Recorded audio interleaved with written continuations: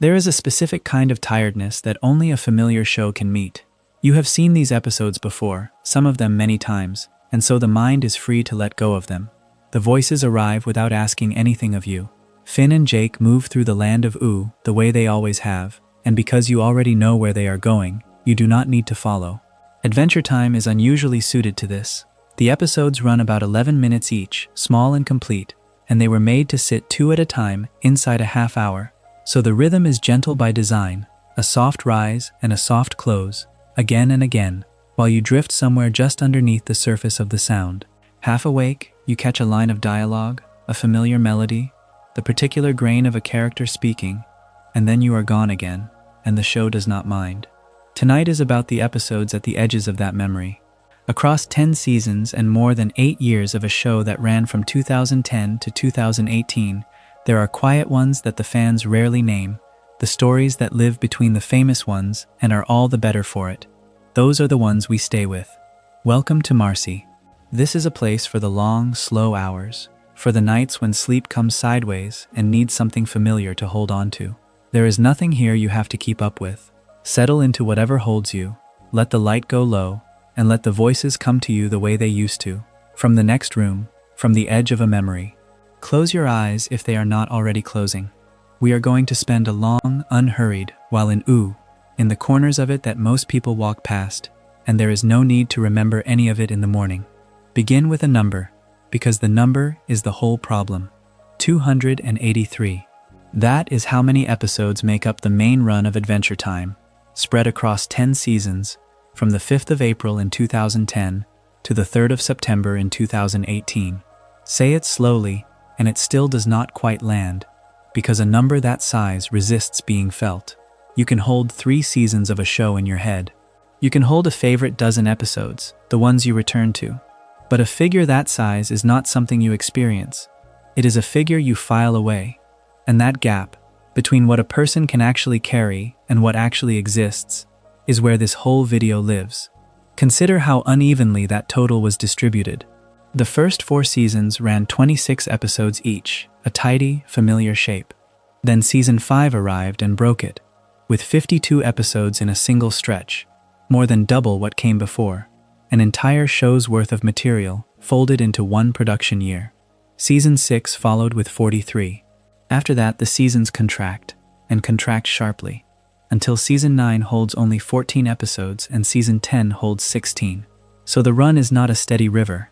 It is a flood in the middle and a narrowing at both ends, and most of the water passed through in that swollen central span that almost nobody discusses episode by episode. There is more that the number does not even include. That figure actually does include the bonus special from 2018, a Minecraft-themed episode called Diamonds and Lemons, which counts as episode 279 of the overall run, even though it was produced apart from the main season 10 lineup and treated as something of an outlier. It does not count the micro-episode collections either, the small experiments that lived at the edges of the main show. There was The Wand in 2012. There was the 4-part Grable's All Sorts in 2015. There was the 5-part Frog Seasons in 2016. None of these fold into the main total, which means the true amount of Adventure Time, the total quantity of the thing, is even larger and even harder to survey than the already daunting headline figure suggests. Now think about the length of a single unit. A standard episode of Adventure Time runs about 11 minutes. That is the atom the whole series is built from, and it is a strange, small atom. 11 minutes is barely enough to introduce a situation and resolve it. It is why the episodes were broadcast in back-to-back pairs, 2 of them stitched together to fill a half-hour slot on the schedule, which means that from the very beginning, the series was designed to be consumed in a slightly disposable way, 2 little stories at a time, one flowing into the next, easy to half remember and easy to lose track of. The format itself encouraged forgetting. You did not sit down to watch an episode of Adventure Time the way you sit down to watch an hour of prestige drama. You let it run. Set the show against its own network and the scale becomes clearer still. With that many episodes, Adventure Time holds the second highest episode count of any Cartoon Network series, behind only the Ben 10 franchise and its 390. So this is not a mid-size show that happens to have a devoted following. By the raw measure of how much of it exists, it is one of the two largest things the network ever made. And yet here is a quiet contradiction worth sitting with. Despite running for 8 years, Adventure Time was not even close to Cartoon Network's longest-running series, with shows like Ed, Ed and Eddie, the Powerpuff Girls franchise, and Teen Titans Go, all managing longer stretches on the air. Ed, Ed and Eddie ran 10 years. The Powerpuff Girls franchise, across its original run and its reboot, added up to about 10 years. The Ben 10 franchise ran 13. Adventure Time trails all three in longevity while outpacing nearly all of them in sheer volume, which tells you something specific about how it was made. It did not stretch a modest amount of content across a long life. It packed an enormous amount of content into a shorter one. The episodes came fast, in dense clusters, faster than the years alone would ever suggest. That density is the reason so much of the show goes undiscussed. When people talk about Adventure Time, and there is a great deal of talk, they tend to circle the same landmarks. The channel you are listening to has itself walked several of those familiar paths already. There is a video about the Adventure Time iceberg, arranging its secrets by depth. There are 2 hours of obscure lore assembled into one long, quiet stream. There is a study of the philosophy of Jake, the dog who somehow became the series' accidental sage. There is a full history of the land of Oo, tracing the world from its beginnings to its end. Each of those took a vertical slice through the series, following a single thread down into the deep. The iceberg follows mystery. The lore video follows continuity. The philosophy video follows one character's inner life. The history video follows the timeline. Every one of them, by design, chases the parts of the series that connect to something larger. This is a different kind of map, one that leaves the deep lore, the grand history, and the hidden meanings to the videos that already chase them. This is a map of the episodes that fall between the landmarks, the buried ones, the skipped ones, the 11-minute stories that no one made a favorite, that anchored no theory and drew no retrospective of their own, because there were simply too many of them and not enough attention to go around. If the other videos followed the threads that tie the series together, this one lingers in the wide, flat spaces where no threads run at all. And those spaces are vast. Because of how the show was structured, Adventure Time mixed two very different modes. There were the dedicated multi-episode mythology miniseries, the concentrated arcs where the series turned serious and serialized, like Islands in Season 8 and Elements in Season 9, stretches built to be watched in order and to reward memory. But surrounding those arcs were long expanses of standalone, self-contained episodes, one-offs that begin and end in the same 11 minutes, and connect to nothing beyond themselves. Large portions of the run are exactly this, stories that do not advance the core mythology or resolve a mystery, that deepen the central relationships in no way a lore video would care to record. They exist, they entertain for 11 minutes, and then they release you. When people write the history of a show, these are precisely the episodes that vanish, because a history needs events that lead somewhere, and a one-off, by definition, does not. Some of these episodes do not merely get forgotten. Some of them get actively singled out as the series' weak points, and that too is part of this map. There is a user-curated list hosted on IMDb titled, plainly, The Worst Adventure Time Episodes, and it runs to 23 titles. Think about what that list represents. It is a small crowd of viewers agreeing that these particular episodes are the ones to skip, the ones that do not reward a rewatch, the low points of a show many of them clearly otherwise love. Screen Rant took a similar swing with an article whose title concedes the affection and then narrows the knife. It calls Adventure Time a near-perfect show, and then names 10 episodes it describes as hard to defend, a specific set that critics tend to return to whenever they discuss where the show faltered. One of those episodes comes up again and again, from fans and critics alike, and it makes a useful example because everyone seems to remember it for the same reason. Called Slow Love, it is a Season 2 episode built around a lovelorn snail. The complaints are consistent. The episode leans into gross-out humor, and it does so in a way that many viewers found deeply unpleasant rather than charming, which is why it surfaces so reliably on the lists of the series' most disliked half-hours. The shape of that reaction says something. A show that size will inevitably produce a few that a large number of people simply do not want to sit through again, and Slow Love became one of the names that gets attached to that feeling. Not the worst thing ever made, just an episode that a lot of people simply agreed to leave behind. There is even, remarkably, an official kind of permission to leave episodes behind. Screen Rant published a separate piece, a lore episode guide, whose entire purpose is to tell viewers which episodes they can skip without losing track of the overarching plot. Read that sentence again and notice how unusual it is. A show that generated enough material to warrant a formal guide on what you are allowed to ignore. Among the skippable episodes it lists are the one-offs, the Fiona and Cake specials that step sideways into a parallel version of the world, and the recurring Graybles chapters, those small anthology-style interludes that stand apart from the main story. The guide is not an insult to those episodes. It is an acknowledgement of scale. When a show is this large, watching all of it becomes a choice rather than an assumption, and someone, somewhere, will always be ready to hand you the shorter path. But the shorter path is not the path this video takes. The skip guide exists to help you avoid these episodes. We are going to do the opposite. We are going to walk back into them, on purpose, and pay attention to the ones the retrospectives left out and the guides told you to pass over, because there is a particular kind of interest in the discarded. The episodes that connect to the great arcs get analyzed endlessly, but the standalone 11-minute stories, the odd experiments, the ones a snail ruined for some people and a scheduling accident buried for others, those carry a different and quieter texture. They show you what the show was like when it was not trying to be important, when it was just filling another half-hour slot, 2 episodes at a time, one of hundreds, produced in a flood too large for any single fan to hold in their memory all at once. So that is the shape of what is coming, not the iceberg and not the timeline. A slow tour through the parts of Adventure Time that the fandom, the critics, and the retrospectives agreed to walk past. The buried episodes, the skipped ones, the 11-minute stories lost in a run so enormous that even the people who love it most have never truly seen all of it.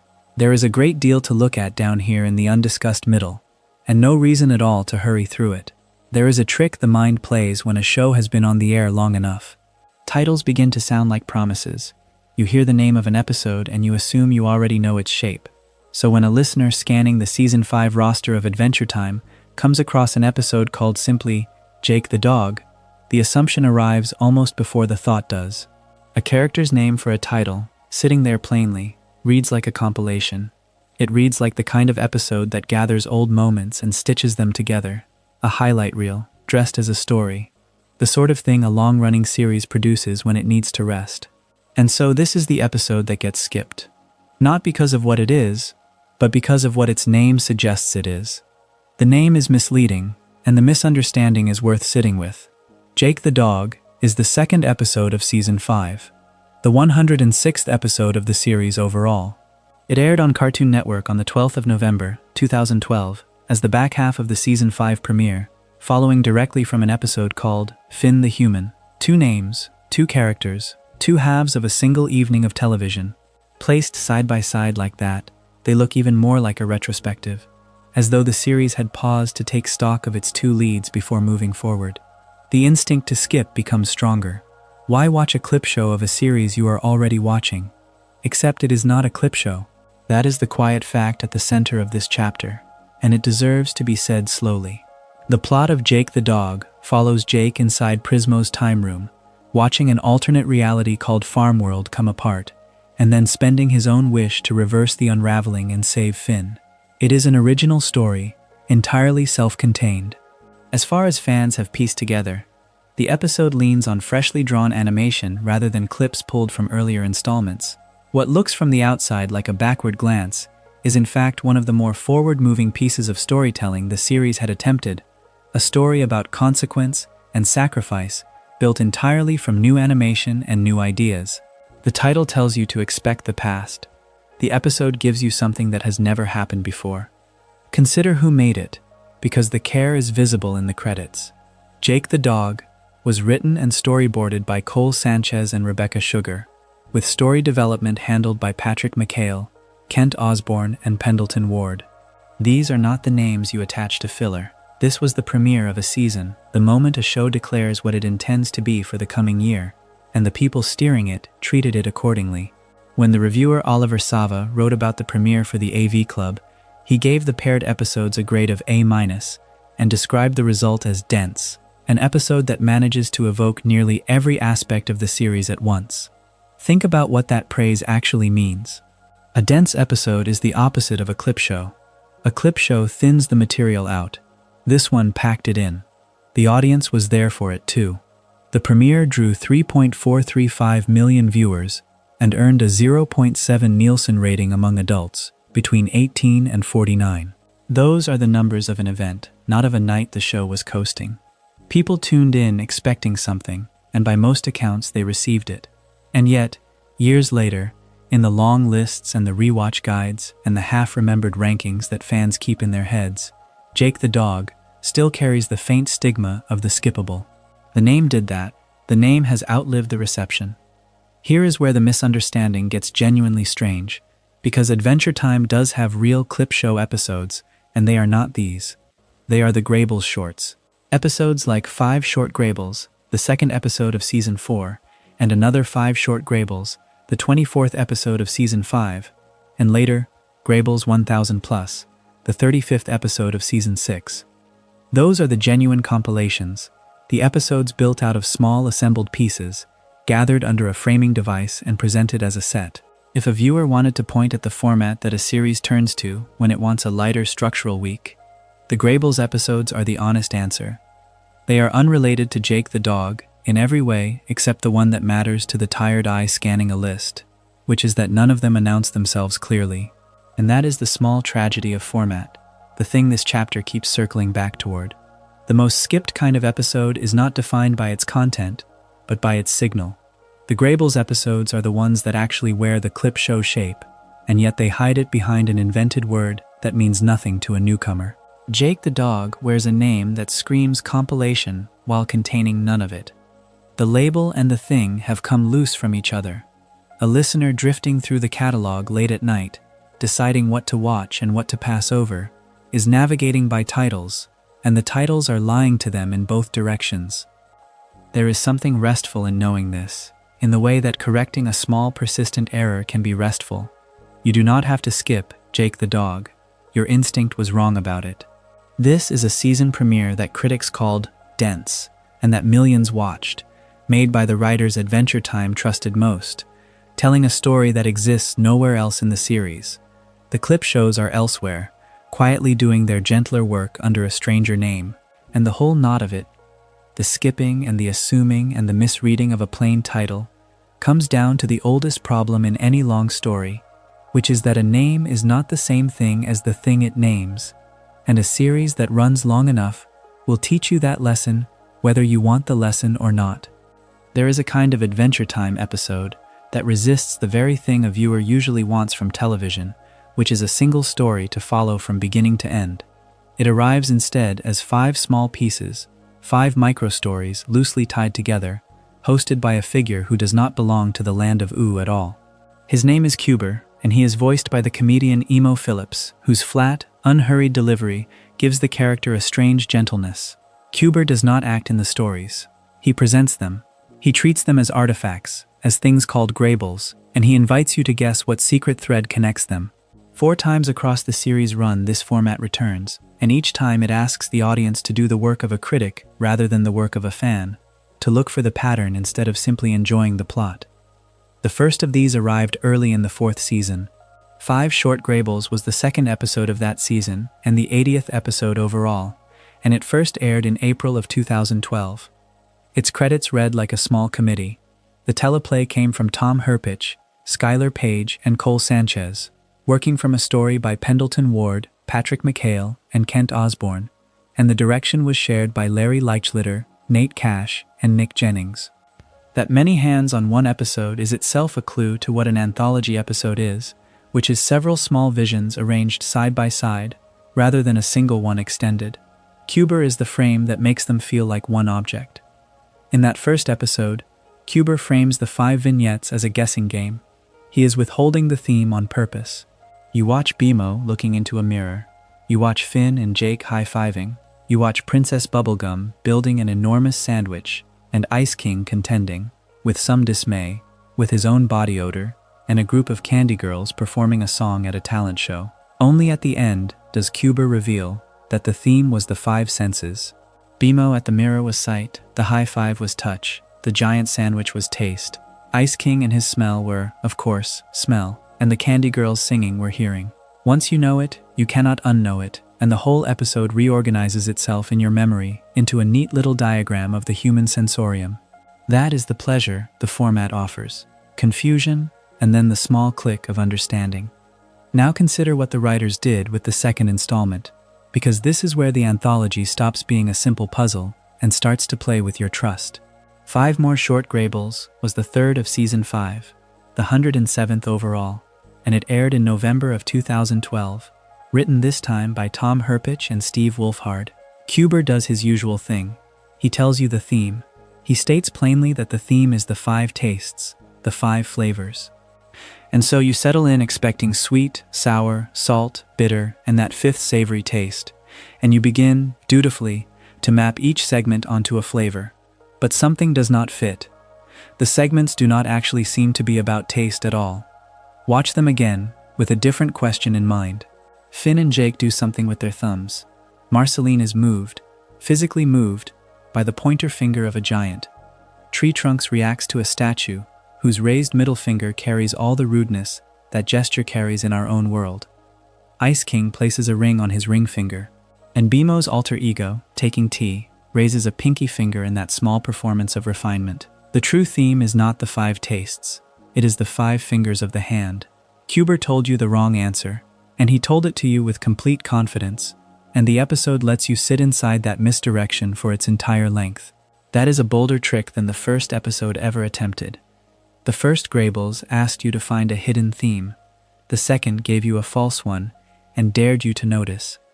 Think about what that means for a show aimed, at least on paper, at children. It is teaching a kind of literacy. It is teaching you not to take the narrator's summary as the truth of the text, to watch the images themselves and let them contradict the words laid over them. There is a quiet audacity in building an 11-minute cartoon around the gap between what you are told and what you are shown. My own view, for whatever it is worth, is that 5 More Short Graybles is the most purely formalist thing Adventure Time ever made, and that its lower reputation is a little unfair. As indexed on IMDb, its user rating sits around 7.2, the lowest of the 4, while the first Graybles episode rests near 7.7. The audience, I suspect, felt tricked rather than delighted, and rated the feeling of being tricked. But the trick is the whole point, and it repays a second viewing more than most episodes of anything. The third installment moved from the body to the mind. Another 5 More Short Graybles was the 24th of Season 5, the 128th overall, and it aired in June of 2013. Its hidden theme is heavier than senses or fingers. It is the 5 stages of grief. The segments carry it obliquely, as the format demands. Finn and Jake entertain Jake Jr. Princess Bubblegum helps Cinnamon Bun overcome a fear of the dark. Ice King and his penguins go about the small ordeal of choosing a movie. The 2 Lemon Grabs, Lemon Grab and Lemon Grab II, fight over a toy lemon doll, and in the strangest of them, Mr. Fox's subconscious draws a treasure map. Denial, anger, bargaining, depression, acceptance, the famous ladder of mourning, hidden inside a penguin's indecision and a fight over a doll. The anthology had by now become a machine for smuggling adult frameworks into children's comedy and trusting the viewer to feel the shape of a thing before naming it. That episode carries a rating close to 7.4, sitting between the 2 that came before it. The 4th and final Kuber episode changed everything by turning the camera on Kuber himself. Graybles 1000 Plus aired in Season 6 in May of 2015, and it is the highest rated of the 4 by a clear margin, near 8.2 on IMDb. For 3 episodes, Kuber had been a voice and a frame, a presenter with no story of his own. This episode gives him one, and it is a wild one. It reveals that Kuber actually lives 1,000 years after the era of Finn and Jake. He is on the run from aliens he has angered, and the reason he angered them is that he interrupted a space wedding and, in the chaos, accidentally killed the bride. He consults his archive of Graybles not for entertainment, but for guidance, searching those old recordings for anything that might help him survive. Sit with what that revelation does to everything you have already watched. Across 3 episodes, the recurring conceit was that the Graybles depicted tales from the days of old. It sounded like a storyteller's flourish, a fairy tale opening, the once upon a time of the land of Oo. But Grable's 1000 plus recontextualizes that phrase completely. When Kuber calls these the days of old, he means it literally. He is a far future alien, looking back at Finn and Jake's present as ancient history, the way we might study a civilization 1,000 years gone. The high five, the giant sandwich, the fight over a lemon doll, all of it is, to Kuber, archaeology. The comfortable little guessing games were footage of a lost world, watched by a fugitive for clues to staying alive. This is the sort of long-delayed payoff that Adventure Time built its reputation on, and the anthology format made it possible. Because Kuber stood outside the stories, framing them, he could carry a secret across years of the series without ever intruding on the plots he introduced. The frame device was not just a way to bundle 5 unrelated shorts together. It was a slow-burning mystery in its own right, and the writers held the answer for 4 seasons. When it finally comes, it does not feel like a gimmick, but like a door opening onto a much larger and lonelier universe, one where the warmth of Finn and Jake's adventures is something a frightened alien clings to for comfort 1,000 years later. Consider the 4 episodes as a single argument about how stories carry meaning. The first says, a collection of unrelated moments can share a hidden theme, and finding it is a pleasure. The second says, the person telling you the theme might be wrong or lying, and you must watch for yourself. The third says the theme can be something as serious as grief, worn lightly, felt before it is understood. And the fourth says the storyteller has his own story, his own reasons for showing you these things, and those reasons may be desperate. 4 short cartoons, 5 little pieces each, and together they teach a whole way of watching. There is a reason so many fans have never sat through all 4 of these in full. They are scattered across 3 seasons, they do not advance the main story of Finn and Jake in any obvious way, and their episode titles are almost designed to blur together in the memory. 5, 5 more, another 5 more, and then a leap to 1,000. They are easy to skip and easy to forget, but taken together they form one of the boldest experiments the series attempted. A recurring exercise in making the audience assemble meaning from fragments, and then pulling the ground out from under the one figure they trusted to guide them. Kuber, in his flat and patient voice, was never quite the harmless host he seemed. He was a survivor, sorting through the wreckage of a world long dead, and he was letting you watch over his shoulder the whole time. There is a memory that can feel more solid than the thing it claims to remember. You are certain you saw an episode. You can describe the shape of it. Princess Bubblegum, in her lab, building a creature out of candy, a golem she names Justin, a small companion who exists for one story and then is never spoken of again. The character feels real because the show has done this exact move so many times. And yet, when you go looking for him, when you open the episode lists and the transcripts and the pages that catalog every named background figure in the land of Oo, Justin the Candy Golem is not there. He was never there. No episode ever made him. And because nothing created him, there was nothing to abandon and no missing return to notice. The forgotten character is, in the most complete sense, forgotten, because he was never remembered into existence in the first place. This is worth sitting with, because it is the cleanest example of how the Adventure Time fandom generates its own apocrypha. Adventure Time is so dense with one-off inventions, with beings summoned for a single half episode and dropped, that the mind fills the gaps with plausible ghosts. A candy golem made by bubblegum is not an outlandish thing to imagine. It is almost too easy, and so the imagination supplies it, and hands it a name, and the name sticks. There is a Justin in Adventure Time. Just one. His name is Justin Rock Candy, and he is not a golem, and bubblegum did not make him. He is a candy person, which is a different category entirely, and he appears in exactly one place. In the 3rd season, in an episode called The Diary, he surfaces in a flashback, and only in a flashback. He is the high school crush of Nurse Betsy Poundcake, a memory inside a memory, glimpsed through the pages of a diary she once kept. Think about how thin that presence is. He does not act in the present of any story. He is not a character who does things while the camera watches.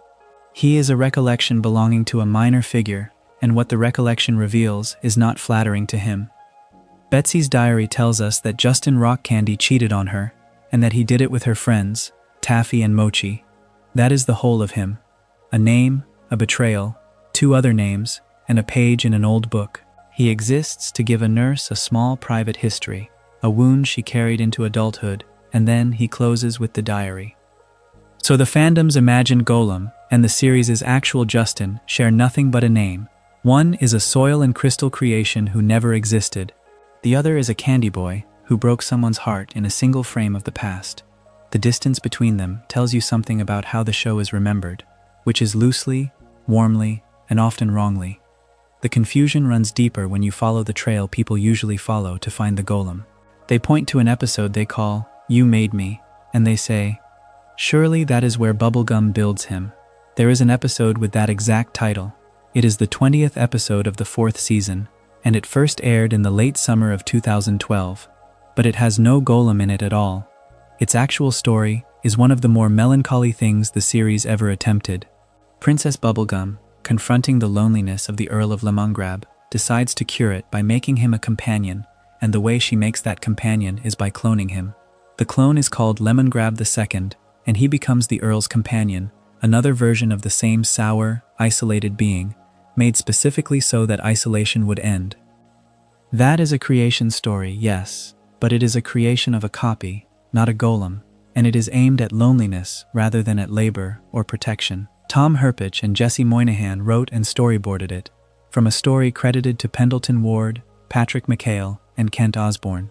It is a real thing, carefully made by named people, and it is not the thing the false memory reaches for.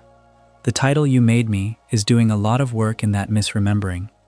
It sounds like it should announce a Golem. It announces a clone instead, and a lonely one. Then there is the matter of the transcript itself, the supposed scene source that was meant to prove the Golem existed. When you actually read it, it belongs to a completely different episode. It comes from Bimo Noir, the 4th season's 17th episode, an installment styled after black and white detective films. In it, the little living game console Bimo plays the part of a hard-boiled investigator, and the case is the theft of one of Finn's socks. There is no Golem in that room. There is no Bubblegum standing over a workbench bringing candy to life. There is a missing sock and a small machine narrating like a private eye. The document that was supposed to anchor the Golem story anchors nothing of the kind. It is a piece of a noir parody that wandered into the wrong file. And if you insist that Adventure Time does have a Golem, that part is true, but it belongs to no one named Justin and to no candy princess. In the episode called The Limit, there is a Golem made of soil and crystal, a guardian whose entire purpose is to crush trespassers. He is a real creature in a real episode. He simply has nothing to do with Princess Bubblegum, nothing to do with the name Justin, and nothing to do with any abandoned candy companion. He is a separate invention doing separate work, and the only reason he enters this story at all is that the memory of him may be part of what fused, in someone's mind, into a candy Golem that never was. What you are left with, then, is a chapter about a character who does not exist, and it is one of the more honest things this series can offer at a late hour. The show trained its audience to expect exactly this figure, a being conjured for one purpose, given a moment, then shelved and never referenced again.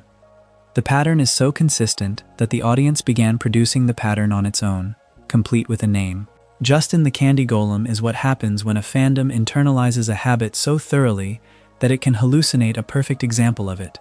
He is the follow-up that never came, to the introduction that never happened, and the fact that so many people are sure they remember him is the truest thing about him. Some Adventure Time episodes arrive without fanfare and leave without demanding much attention, and Hugwolf is one of them. It is the 8th episode of Season 4, the 86th episode overall, which first aired in the middle of May, in the year 2012. It does not appear often in the conversations people have about the best of Adventure Time. No fan theories orbit it, and nobody has built an iceberg diagram entry or a long essay around its emotional weight. And yet, if you sit with it, the episode carries a moral shape that is almost too clean, a fable about pressure and conformity, dressed up in the fur of a werewolf story. That combination, the smallness of its reputation and the clarity of its argument, is what makes it worth slowing down for tonight. Consider first how it was made, because the credits tell you something about how the show worked in this stretch of its life. The story is credited to Kent Osborne, Patrick McHale, and Pendleton Ward, the creator himself among them, while the writing and the storyboards were handled by Somvile Xiaphone and Bert Yoon. Larry Leaklitter served as the supervising director, with Adam Muto and Nick Jennings shaping the look and the direction alongside him. This is the assembly line of a show at the height of its confidence. A small room of people trading a premise back and forth until it becomes something strange and specific. The premise here is a hugging werewolf. It is exactly as silly as it sounds, and the people who built it clearly knew that, and they built it anyway, with care. The episode opens on an ordinary heroic errand. Finn and Jake set out to slay something called the Tree of Blight, the sort of quest the series hands them by the dozen, a monster to be dealt with, a landscape to be cleared. But the errand goes sideways almost immediately. An alpha hug wolf ambushes Finn, and rather than biting him or clawing him, or doing any of the things a predator in a folktale is supposed to do, it forcibly hugs him. Then it flees, driven off when Jake sets the Tree of Blight on fire. Hold on to that detail of the burning tree, because the episode will return to it in a way you will not see coming. For now it is just an escape, a monster scattered by flame, a hero left standing in a field having been hugged against his will. What happens next is the quiet engine of the whole thing. Finn develops a fever. He begins compulsively hugging BMO, over and over, unable to stop himself. And Jake reads this the way a friend would read any sudden change in someone he loves. Jake assumes Finn is sick. He does not see a transformation. He sees an illness, and the distinction matters more than it first appears. Notice what this means for a moment.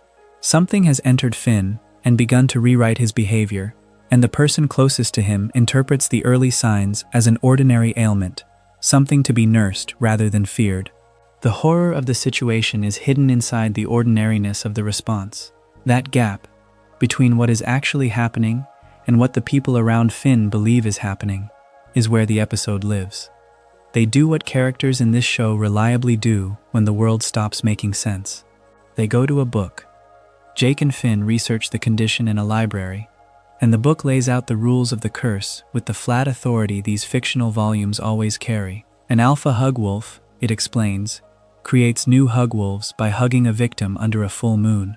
There is no known cure. Notice the economy of that. The mechanism of infection is contact, an embrace, the most gentle gesture a body can offer another body. And the condition it spreads is presented as permanent. A hug becomes the vector. Affection becomes contagion. The book does not moralize about this, it simply states the biology of the curse, and the plainness of the statement is what gives it force. Here is where the episode's reputation and its most uncomfortable reading intersect. The AV Club critic Oliver Sava reviewed it and gave it a B+, and in doing so he named the thing the episode is built on. Sava described the premise, in effect, as a hug rape concept, and he argued that it functions as an analogy for a far more serious real-world subject. He praised the episode for mining that concept for humor without leaning on heavy world-building, for taking a genuinely dark idea and holding it at exactly the distance where it can be funny and troubling at once. This changes how the earlier scenes read. The forced hug in the field, the fever, the compulsion, the book that says the condition spreads through unwanted contact and cannot be undone. Underneath the cartoon logic there is a shape that is not childish at all. The show never states this directly. It lets the fur and the silliness carry a weight that a plainer story could not have carried without becoming unbearable. After Finn fully transforms, the episode moves into its most telling stretch. He goes on a hugging spree through the Candy Kingdom, and then, understanding what he has become, he locks himself in the dungeon to keep everyone else safe. This is the moral center of the character, rendered without speeches. Finn does not want to hurt anyone. Given a body that has been turned against his own intentions, his instinct is to remove himself, to contain the danger by containing himself. The peer pressure reading of the episode sharpens here. A hug wolf is, functionally, a creature that cannot stop itself from pressing its behavior onto others, that spreads its own condition by contact, that turns everyone it touches into a version of itself.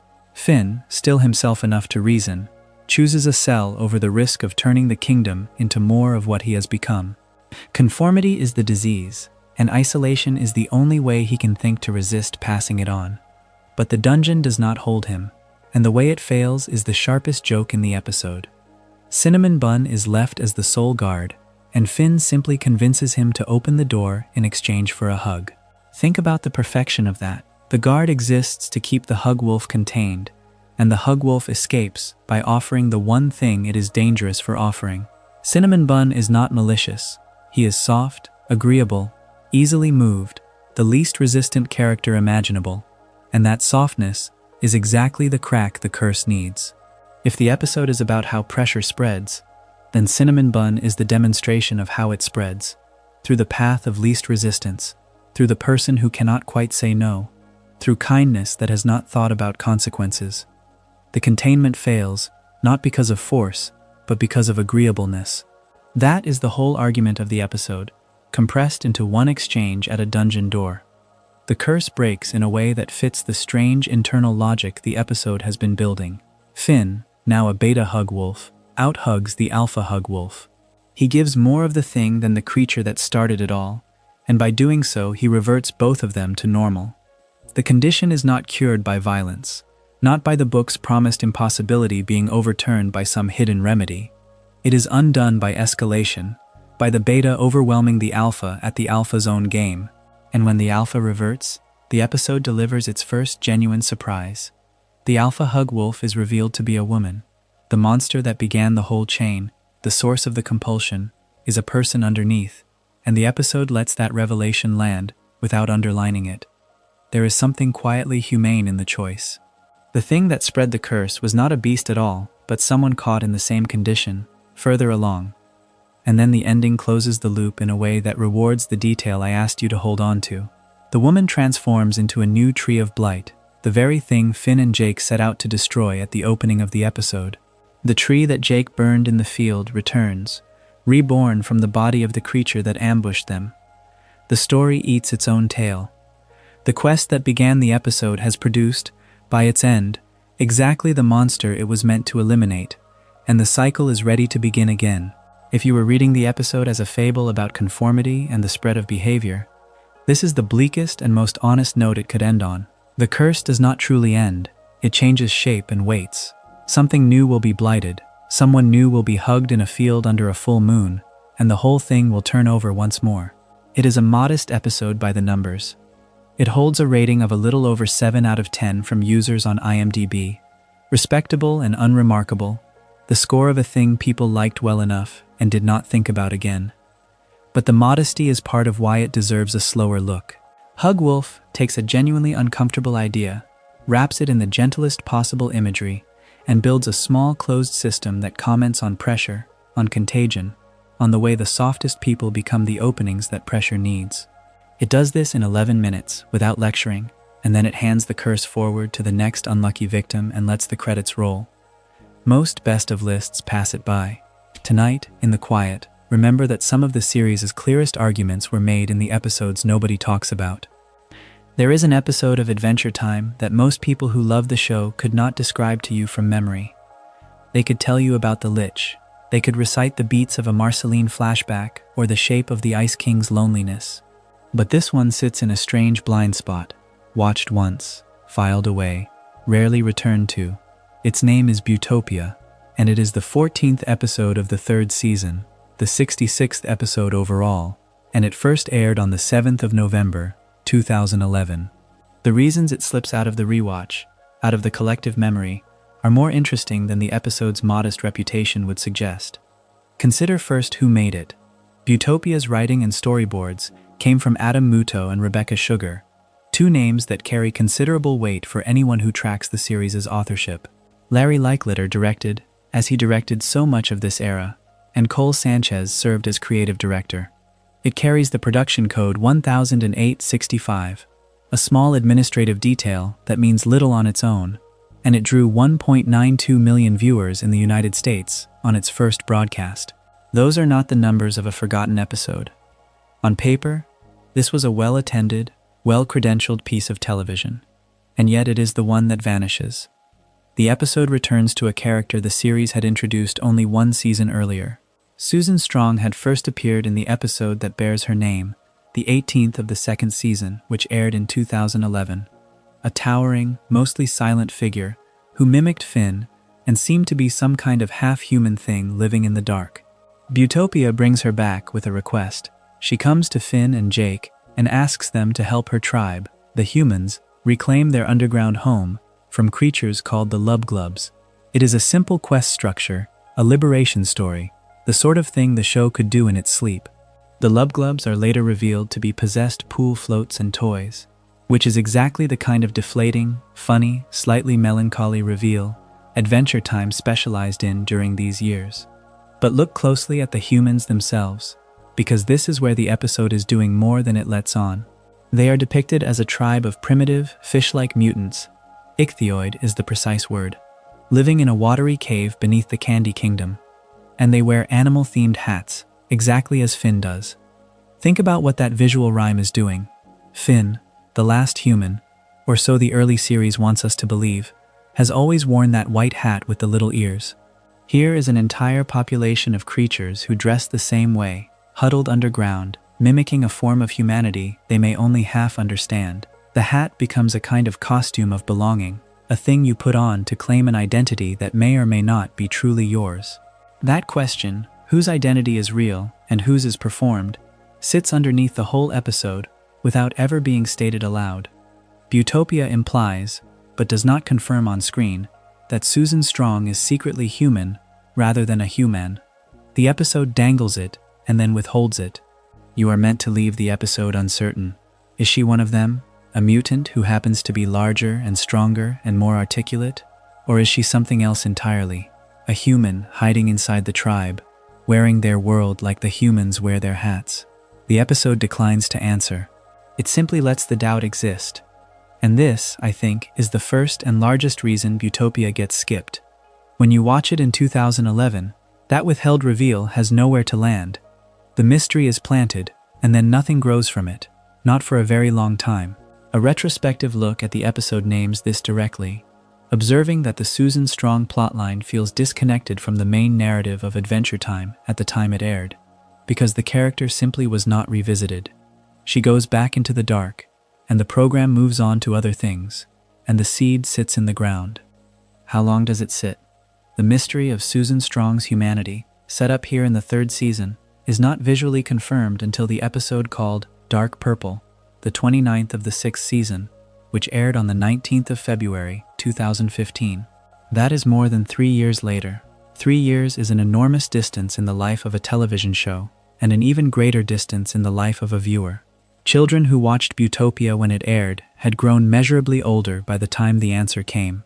In Dark Purple, Susan Strong removes her hat, and we see a cybernetic implant on the left side of her head, confirming at last that she is a human, specifically a human who has been augmented, a cyborg. The hat had been hiding the truth all along, the same hat the humans wear, the same hat Finn wears. What looked like a marker of belonging turns out to have been a lid over a secret. Sit with the strangeness of that structure for a moment. A show plants a question, and then keeps its own audience waiting 3.5 years for the payoff, across dozens and dozens of episodes, across whole shifts in the series' tone and ambition. By the time the answer arrives, most casual viewers have long since stopped connecting it to the quiet episode where it began. The reveal in Dark Purple lands as its own moment, freshly startling, and Butopia does not get the credit for having set the table. This is the fate of an episode that does careful setup work for a story the show would not tell for years. It becomes invisible in retrospect, precisely because it did its job too early. The full weight of Susan Strong's story took even longer to arrive. Her complete backstory, her real name, Kara, her designation as Seeker XJ77, and the revelation that she was trained by Dr. Gross on a human island to hunt down and stop other humans trying to escape. None of that was revealed until the Adventure Time Islands miniseries, which aired at the very end of January and the start of February in 2017. That is nearly 6 years after Butopia. 6 years. The quiet episode beneath the Candy Kingdom, with its fish mutants in animal hats and its pool float monsters, turns out to have been the first faint sounding of a story about captivity, about a woman engineered to police the freedom of her own kind, about the terrible irony of a human trained to hunt humans. None of that is present in Butopia, but the door that opens onto it is here, standing slightly ajar. easy to walk past. There is a gender and society reading folded into all of this that rewards a second look. Susan Strong is coded, from her very first appearance, as powerful, physically imposing, and hard to categorize. She leads a tribe. She is the one who comes to ask for help, not the one who waits to be rescued. And the central instability of her character, in Butopia, is the question of what she actually is, beneath the performance of tribal, primitive identity. The humans are drawn as lesser, as degraded copies of humanity, and Susan stands among them as something more, though the episode will not say what. When the answer finally comes, she is revealed to be not a natural creature at all, but a made thing, a human shaped by a doctor's hand into a tool. The tribe she led were imitators of humanity, and she, their leader, was humanity remade into something engineered and controlled. The hats, the mimicry, the hidden implant, all of it circles around a question about who gets to be counted as a person, and who is only allowed to perform the shape of one. None of that is legible in a single viewing in 2011. That is the honest truth of why Butopia falls out of rewatches. This is a good episode, competently made by strong hands, rated 7.6 out of 10 by users on one of the larger film databases, a respectable and unremarkable score. It is not a failure, but something harder to hold on to than a failure. This is a piece of quiet groundwork whose meaning is almost entirely retroactive, an episode that only becomes important once you know things it refuses to tell you. Watched forward, in order, it is a pleasant, slightly odd standalone about liberating a cave from haunted pool toys. Watched backward, with everything Adventure Time would eventually reveal, it becomes the first chapter of one of Adventure Time's saddest and most thoughtful character studies. That gap, between the forward experience and the backward one, is exactly the space a rewatch tends to skip over. You remember the episodes that hit hard on their own terms. You forget the ones that were patiently waiting to matter. Butopia was waiting for 3 years to have its central question answered, and for nearly 6 to have its full story told. And by then, the viewer's attention had moved 100 times. So it sits there, the 66th episode, 1.92 million people watching once, and then, without ceremony, moving on. An episode about a woman in a hat who was not what she appeared to be, in a show that would not admit what she was until almost everyone had stopped asking. There is an episode in the 3rd season that does not behave like the rest of the show around it. It is called Thank You, and it premiered on Cartoon Network in late November of 2011, near the tail of a year when Adventure Time was still teaching audiences how strange it was willing to be. On paper, it is one episode among many, carrying a plain production code and a place somewhere in the middle of the season. In practice, it is the moment the series stops talking, almost entirely, and asks whether it can still hold you without words.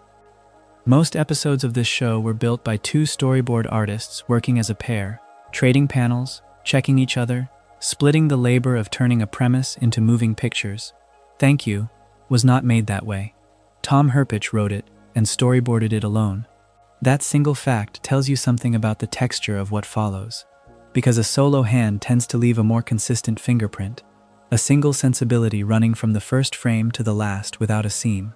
The episode has the quiet coherence of something one person sat with for a long time, and it shows. The story it chooses is almost defiantly simple. A snow golem, a creature made of cold, comes across a fire wolf pup that has been abandoned, and against every reason he might have, he decides to care for it. Think about what that arrangement actually is. Fire and snow are natural enemies. One unmakes the other by simply existing near it. The snow golem cannot hold this small, warm animal the way you would hold something you love, because holding it would begin to end him, and warming it is the last thing his own body is built to do. So the whole episode becomes a study of tenderness practiced across an impossible gap, a care that has to invent itself from scratch because the usual gestures are all forbidden. And it does this in near silence. The 2 central figures, the golem and the pup, do not speak to one another until the very end. Nothing narrates it.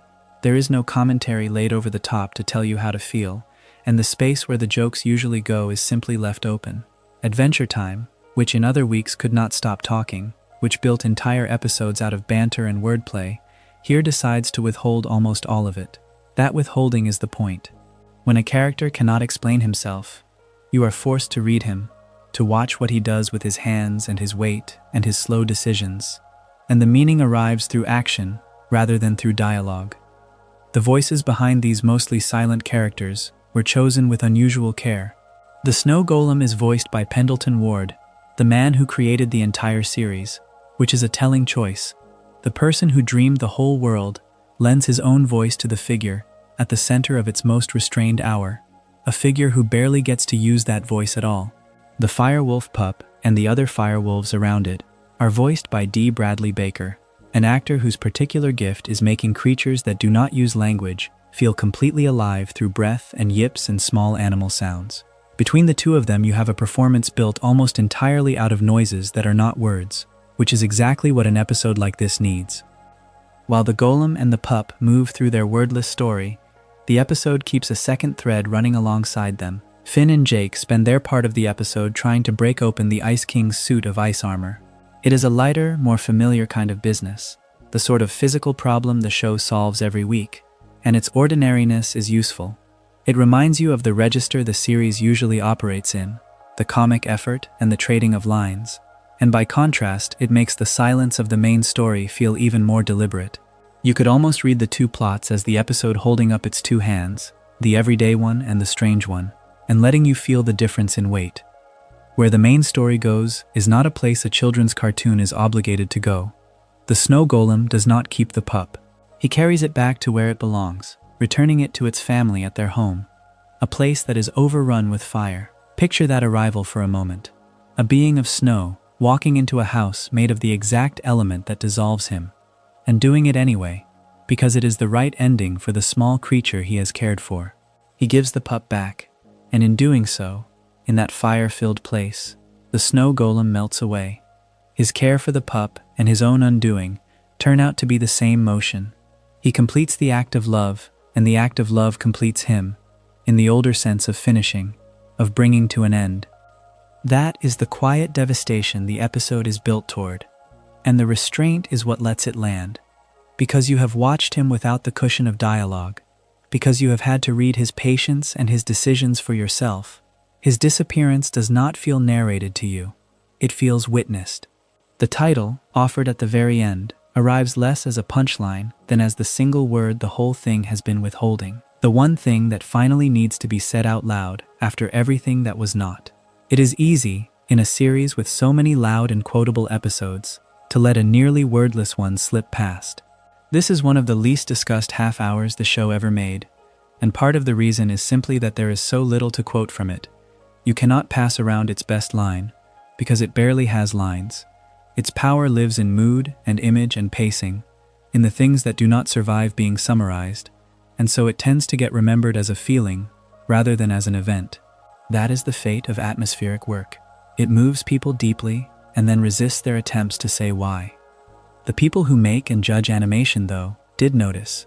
Thank You screened at the Sundance Film Festival, which is not a place a typical episode of a Cartoon Network series turns up. A festival built around independent film made room for a single installment of a television cartoon, and that fact alone marks how far outside its own format this episode reached. It was also nominated for an Annie Award in the category for Best Animated Special Production, the industry recognizing that something unusual had been attempted and carried off. Those two honors, the festival screening and the nomination, are the outside world confirming what the episode itself insists, that it belongs to a different order of ambition than the week around it. What makes it worth returning to, in my own view, is the way it trusts its audience. It assumes you can sit with quiet, that you will do the work of reading a creature who cannot tell you what he feels, that a story about care given across an impossible difference, fire and snow, warmth and cold, does not need to be underlined to be understood. Herpich, working alone, built something that behaves more like a short film than an episode, and the series was secure enough in itself to let one of its own hours refuse almost everything that usually defines it. So when you think of Adventure Time, and you think of its speed and its noise and its endless invention of new words, hold this episode somewhere beside all of that. A being of snow finds a small thing made of fire, cares for it in silence, carries it home, and dissolves in the giving. There is very little said and a great deal meant. It is the kind of thing that plays gently in the background, and then, if you are half awake and listening, quietly takes the whole night out from under you. There are episodes fans learn to file away and rarely return to. It is the one that stops behaving like the series around it. The plot slows, the dialogue thins, and the music swells up to take the space where jokes and quests usually live. These episodes ask a listener to sit inside a feeling rather than follow an adventure, and for a certain kind of viewer, that is precisely the wrong thing to ask. The episode I want to think about tonight is one of these, and it is remembered, wrongly, for something it never actually did. The episode is called The Party's Over, Isla de Señorita. It is the 22nd episode of Season 5, and it debuted on the 27th of May in 2013. Kent Osborne and Cole Sanchez wrote and storyboarded it, two names that recur across the series' most subtly strange half-hours. And its premise is exactly the sort of thing that makes some fans reach for the next episode in the queue. Ice King moves onto a living, sentient island. The island turns out to be a woman, of a kind, and more than that, she turns out to be the former girlfriend of the party god. What follows is less a story than a mood, carried by two original songs, one called Gone with the Tide, and the other called Ice King and the Island Lady. Think about what that structure does to a viewer who came for adventure. The episode is largely sung, it breaks format and becomes, for its running time, a musical. There is no dungeon and no monster to defeat in the ordinary sense, and the episode never delivers a clean victory. There is a lonely man, a heartbroken island, and the slow understanding that some relationships are over before they begin. It is tender, and it is odd, and a great many people skip it. That is not a criticism of them. It is simply what happens when a show that has trained you to expect one thing hands you another. Now here is the strange part. The reason this episode belongs in a chapter about a specific goose. Somewhere in the collective memory of the fandom, Isla de Señorita became attached to a character it does not contain. Ask around, and you will sometimes hear that this is the episode that introduced Choose Goose, the rhyming merchant who trades in strange goods and stranger bargains. It is a tidy story, a format-breaking musical, a memorable side character, the two filed together in the mind, because both are unusual. But it is not true. Choose Goose does not appear in The Party's Over, Isla de Señorita. Go through the episode's full character list, read the transcript from the first line to the last, and he is simply not there. The island, the party god, Ice King, the songs. No goose. This matters more than a small correction usually would, and I want to be honest about why. This entire project rests on the difference between what we remember and what actually happened. Memory is generous and memory is lazy. It groups things by feeling. An unusual episode and an unusual merchant drift toward each other over the years until they seem to have always shared a scene. The wrongness feels like knowledge. So when you hear, tonight or anywhere, that Choose Goose was introduced in the Singing Island episode, you are hearing a very natural mistake, and you can let it go. Because the truth is, both plainer and older. Choose Goose actually first appears much earlier, in a Season 2 episode called Blood Under the Skin, which aired back in 2010. That is where the character enters the world of Ooh. Not in a musical, not in Season 5, but years before, in a quieter corner of the series' early run. The merchant who feels like a late, strange invention was in fact there almost from the beginning, waiting to be remembered correctly. The voice belongs to Jeff Bennett, an actor credited with playing Choose Goose across a number of Adventure Time episodes. Bennett is one of those performers whose work you have almost certainly heard without ever learning his name, and the goose is a good showcase for what he does. The character speaks largely in rhyme, which is a trap for an actor. Rhyme can turn a performance into a metronome, every line landing on the same predictable beat. Bennett instead plays the rhyming as a kind of salesmanship, a patter, the sound of someone who has learned that a couplet closes a deal faster than an honest sentence. The goose is charming precisely because you can hear him deciding to be charming. To actually see Choose Goose do something that matters to a story, though, you have to travel forward again, past the Singing Island, to an episode where he is not the strangeness, but the solution. That episode is Blade of Grass, the 45th of Season 5, broadcast on the 20th of January in 2014, and it repays attention because it uses the goose the way the series uses most of its recurring oddities, as a door that only opens once the heroes have earned it. The episode begins with a small, stubborn refusal. Finn has just come through a fight, and Jake, in the practical way of an older brother, tells him he should get a new sword. "These guys could have hurt you," Jake says. It is a reasonable thing to say. Finn's weapon is not equal to the danger he keeps walking into. But Finn will not hear it. "I love this sword," he says. And that is the whole of his argument. There is no logic in it, only attachment, and Adventure Time treats that attachment with a straight face. Finn's love for an object he already owns is going to shape everything that follows, though neither he nor we can see it yet. They go shopping anyway, and here Choose Goose makes his first quiet appearance in the episode, not as a character, but as a place they choose to avoid. Finn and Jake pass the Goose's shop while looking for a sword, and they decide to try a different merchant instead, one who is never named. Their reasoning is a grudge with a history. Choose Goose, they recall, once sold them defective armor, so they walk past his door on the strength of an old disappointment, carrying the memory of a bad deal into a search for a better one. It is a small moment, but notice how it plants the goose in the story before he ever speaks. He is already the merchant they do not trust. The merchant they turn to instead is a mysterious figure who sells Finn a grass sword and calls it a bargain. And before the deal is done, the seller says the words that should always make a listener sit up. "No takebacks," he warns Finn plainly, in advance, that this transaction cannot be undone. Finn buys anyway. There is a whole philosophy folded into that exchange. The idea that the clearest warnings are the ones we are least equipped to hear when we want something. The sword is beautiful, and it is cheap, and it is his, and the phrase "no takebacks" slides right past him. The sword's nature reveals itself gradually, and the show is patient about it. The first sign is almost a gift. Someone throws a pizza at Finn's head, and before he can even react, the new sword deflects it on its own. Finn does nothing. The blade acts for him. Jake notices, and remarks that Finn is suddenly much better with a sword than he was before. It reads as a compliment. It is really the first symptom. The weapon is not making Finn skilled. The weapon is moving by itself and letting Finn take the credit. The second sign comes at Tree Trunks' house, in a moment that should be domestic and harmless. Finn slices an apple for her, and the cut is unnaturally perfect, a precision no hand achieves by wanting to. Watching this, Jake reaches the conclusion the episode has been steering toward. That sword is cursed, he says, and the word is right.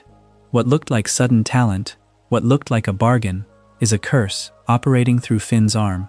The blessing and the curse are the same thing seen from two distances. Then the night comes, and the sword drops all pretense. It animates on its own and attacks Finn, turning against the very person who owns it.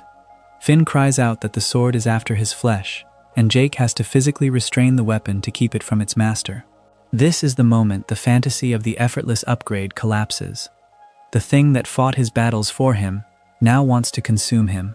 The precision that sliced the apple wants to slice him, and there is nowhere to return it, because he was told, plainly, no takebacks. Before the brothers set out to solve the curse, the episode gives the sword one more scene, and it is a strange and gentle one. Finn and Jake use the cursed weapon to fend off robbers who are stealing candles from an elderly shopkeeping couple. The couple, grateful, promise Finn a reward that is somehow both humble and grand. They will build a life-size candle statue of him to stand as their shop's mascot. Think about the shape of that image for a moment. A boy fighting with a weapon that wants his flesh, defending old people's candles, and being promised immortality in wax. The cursed thing does good in his hands, even as it plots against him. The episode keeps holding these two truths together, the danger and the usefulness, and refusing to let either one cancel the other. To break the curse, the brothers finally need the one merchant they spent the opening avoiding. They go to Choose Goose, and the goose remembers the grudge as clearly as they do. He refuses to help them find the sword's seller, and he has a word for them: backstabbers. This is the payoff of that early moment when they passed his shop. The goose is not a neutral information booth. He is someone they wronged, or someone who feels wronged, and he will not hand over what he knows to people who walked past his door. He only agrees to help after Finn apologizes for a past business dealing. The apology is the price. Not gold, not a quest, just Finn admitting that an old deal went badly and owning his part in the bad blood. Once the apology is made, the goose becomes exactly what a merchant of secrets should be. He identifies the sword's seller as a wizard living atop grassy mountain, in the grassy plains, and he offers, as a parting gift, a piece of character assessment. He warns Finn and Jake that the wizard is a huge dingwad. It is a funny line, and it is also good information, and the two things are not separate. The goose knows the terrain, and he knows the people in it, and he delivers both in the same breath. This is the whole value of a character like Choose Goose. He is the series' way of connecting its scattered locations, a living map who charges his toll in apologies and rhymes. The grassy wizard is, as promised, a dingwad. At his home he commands animated grass creatures to attack Finn, sending the very element of the curse against its bearer. And here the episode turns its own logic inside out. Finn cuts through all of the grass creatures using the cursed sword's power. The curse defends him from the curse's maker. The wizard's attack is defeated by the wizard's own gift. There is something almost inevitable about it, the sense that once a thing is truly part of you, it will protect you even from the person who forced it upon you. Finn asks the wizard to lift the curse, and the wizard refuses. He declares that the grass sword will be part of Finn for all eternity. This is the wall the episode has been building toward. No takebacks was the warning. For all eternity is the sentence. There is no undoing it. No merchant is clever enough, and no wizard is willing. The thing Finn bought is his forever, whether he consents or not. And this is where Blade of Grass does something quietly remarkable, and where a musical that skips the goose, and an adventure that needs him finally rhyme with each other in theme, if not in fact. Finn does not defeat the curse. He cannot, so he chooses to accept it instead. "I think I am cool with that," he says, and in the moment he stops fighting the sword, he gains conscious control of its grass powers. The struggle was the curse. The acceptance is the cure. The weapon that attacked him in the night, that wanted his flesh, becomes an extension of his will the instant he stops trying to give it back. Sit with what that resolution actually claims, because it is stranger and wiser than most children's television bothers to be. The lesson is not that Finn should have listened to Jake and bought a safer sword. The lesson is that some acquisitions cannot be returned, some choices bind you for good, and the only freedom left is in how you hold them. Finn loved his old sword for no reason anyone could argue with. He loses it, and gains a thing he did not understand, and is warned it can never be unbought, and finds that his power over it begins the moment he stops wishing it were otherwise.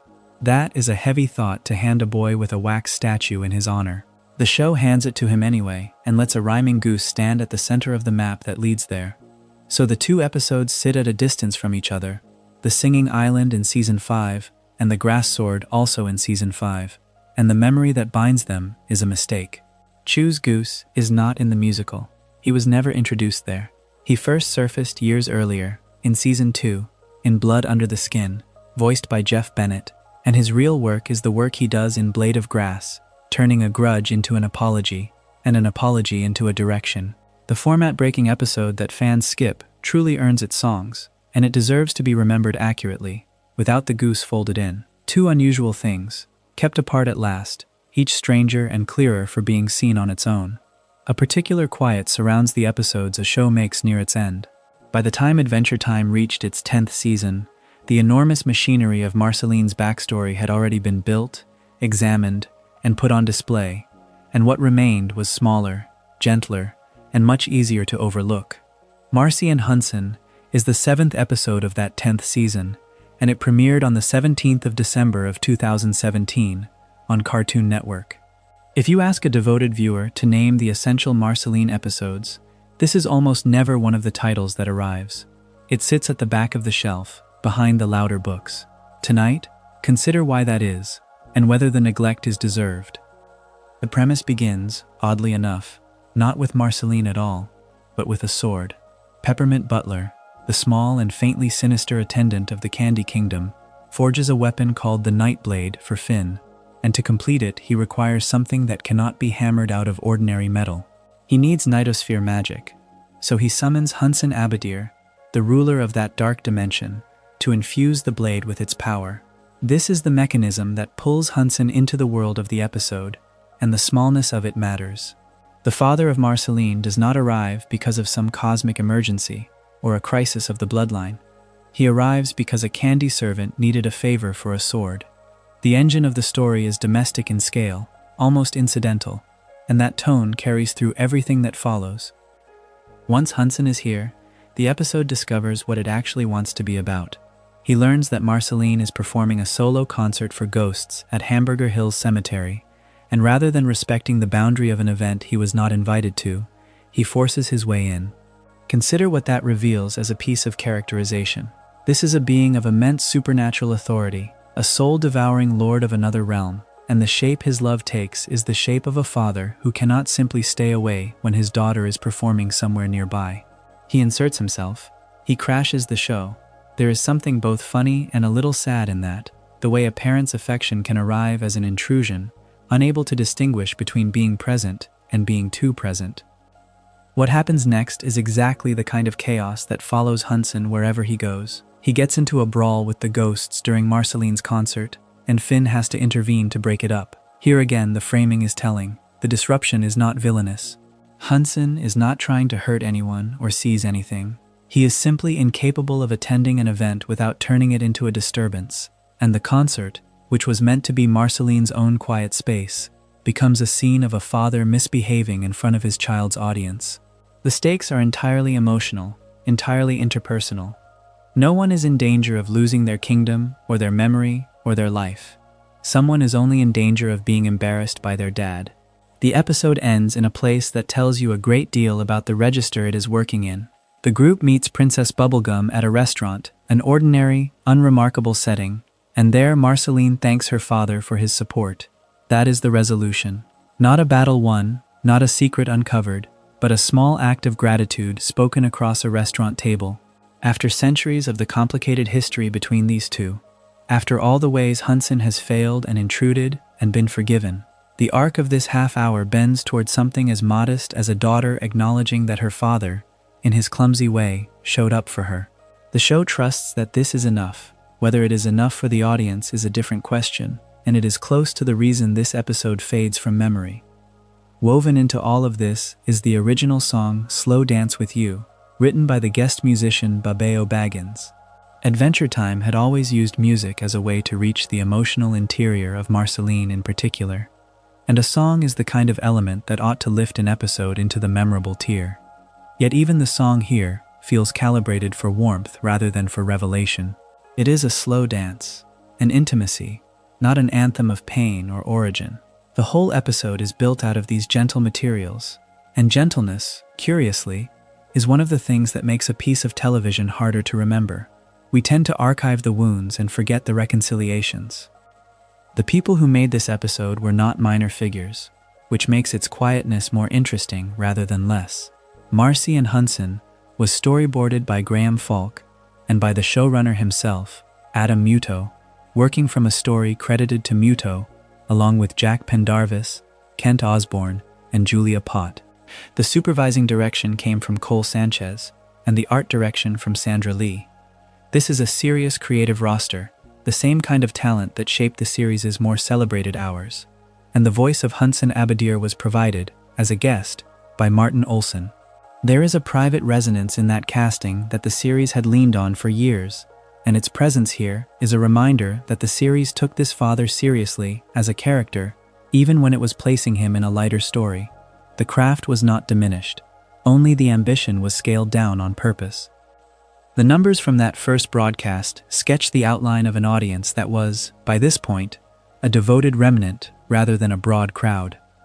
The episode reportedly drew somewhere around 750,000 viewers, with a rating of about 0.2 of a point in the 18 to 49 demographic. These are the figures of a show in its long twilight, still watched, still loved, but no longer a centerpiece of the schedule. And the critical response matched that muted arrival.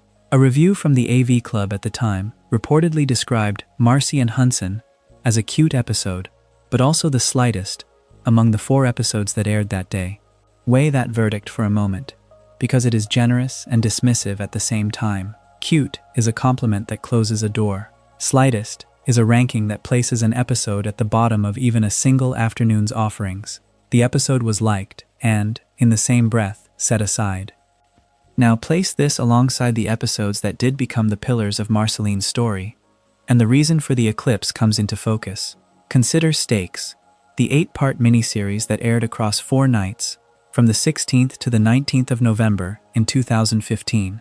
That event was dedicated entirely to revealing Marceline's vampire origin, and its first installment, Marceline the Vampire Queen, stands as the 6th episode of the 7th season. Stakes was a spectacle by design. It was given its own week, its own promotional weight, its own mythic architecture.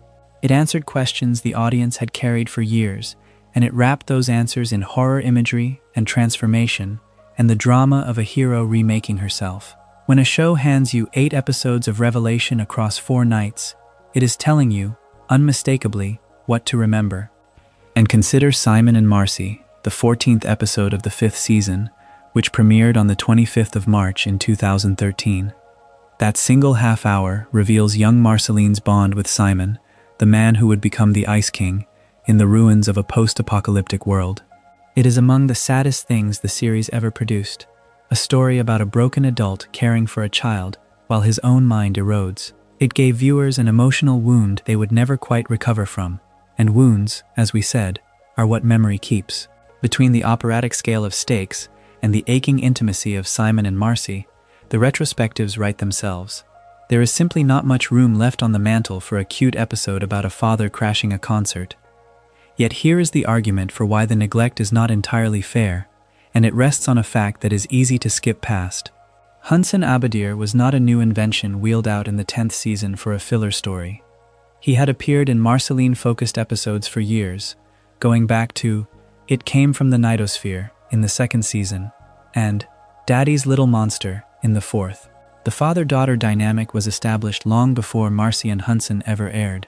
Those earlier episodes were the difficult ones, the ones about betrayal, about a father who steals souls and abandons his daughter and turns her against her will into something monstrous. They set up a relationship defined by hurt, and that changes what the 10th season episode is actually doing, if you are willing to see it. Because Marcy and Hunson is not trying to compete with the origin stories. It is the epilogue to them, a picture of what a relationship looks like on the far side of all that damage, once the revelations are spent and the wounds have scarred over, and what remains is the ordinary, ongoing work of tolerating a parent you have decided to keep in your life. The reason it ends at a restaurant table with a simple thank you is that this is where these stories actually end, if they end well. Not in a final confrontation, but in a small dinner, in a daughter deciding that her impossible father's clumsy support is worth acknowledging out loud.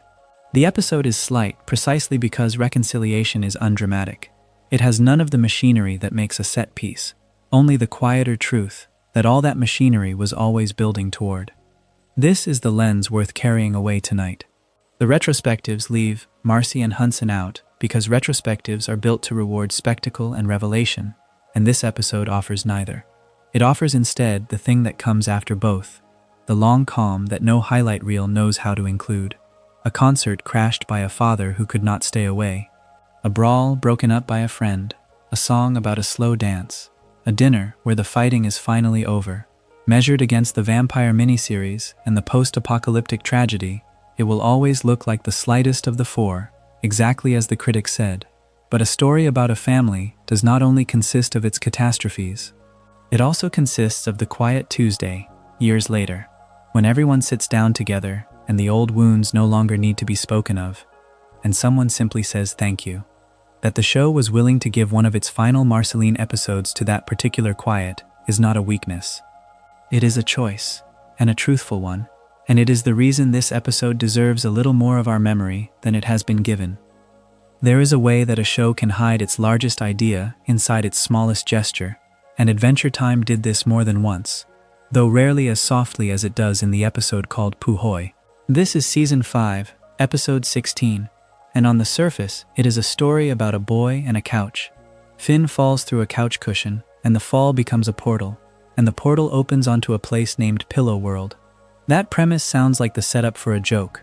For most of its length, the episode almost lets you believe that is all it is.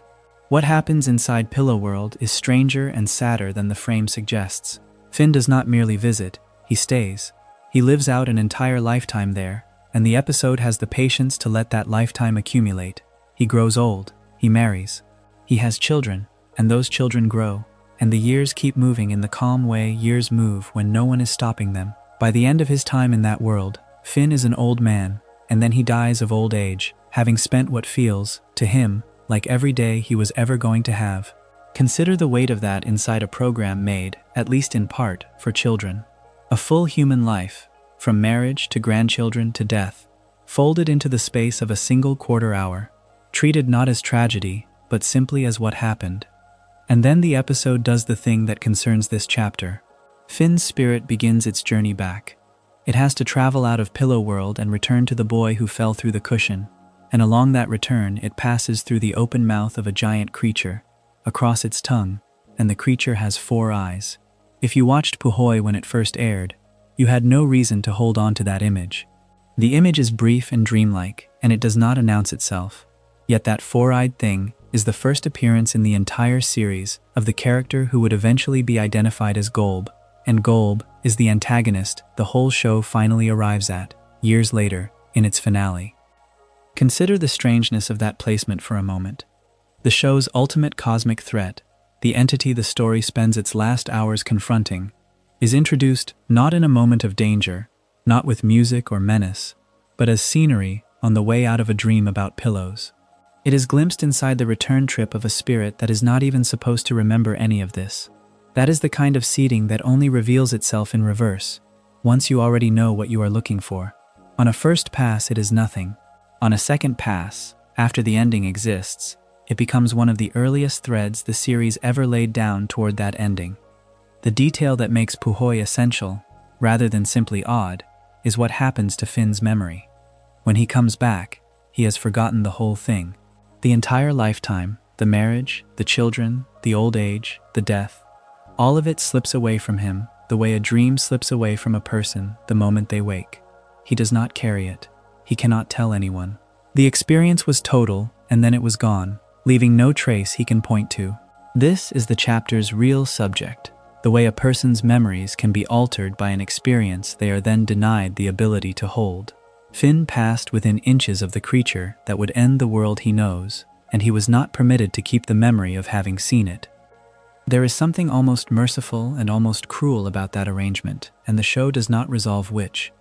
To live a full life and then lose the memory of it is one of the heaviest ideas the series ever touches, and it is delivered without ceremony, tucked into an episode most viewers would not name if asked to list the important ones. That is precisely why it belongs in a discussion of overlooked setup. The famous episodes get remembered, the ones that do the quiet structural work, the ones that plant a face or an idea so early that no one recognizes it as planting, tend to be the ones fans walk past. Puhoi is a walked-past episode carrying one of its largest seeds.